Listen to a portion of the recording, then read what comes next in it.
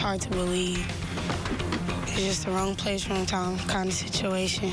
It just kind of sucks that, like, there's some bad people, and then those bad people, like, put a bad image for everyone. First at 5 o'clock, Tulsa Police are still searching for the person responsible for a deadly shooting at the McLain High School homecoming game Friday night. Police say an argument outside the stadium led to the shooting. They say 17-year-old Terron Yarbrough was shot and killed, and 3 people were injured, including a 9-year-old girl.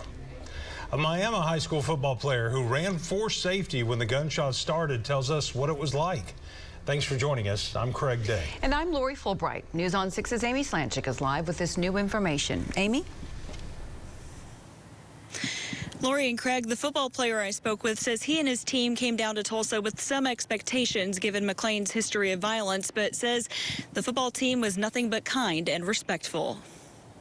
And I'm not sure what we got going on here, but it looks like we planned a sprint to do something. I don't know what's going on.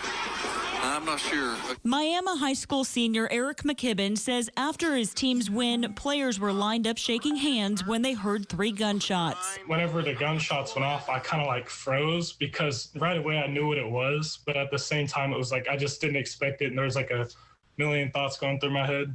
And then the guy I was shaking hands with, we still like had our hands together, and he looks at me and he's like, "Run." He says students ran to Miami's sideline, hiding by the stands for several minutes before heading to the locker room. Back in 2016, McLain Stadium was the scene of another crime. Tulsa Police arrested a juvenile after a shooting in the stands injured 1 person.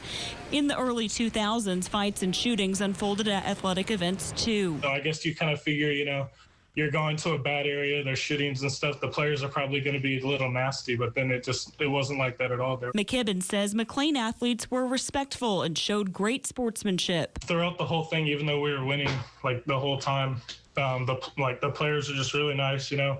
They tackle you, they'll help you up, they'll tell you good job. McKibben believes his superintendent handled the situation well by deciding not to come to McLain for any activities in the future. I don't think we should play there again, and that's what I feel bad about is we don't have to play there again, but McLain has to keep playing there. That's their stadium, so those kids have to keep going there. They want the same thing I want, which is just to play football.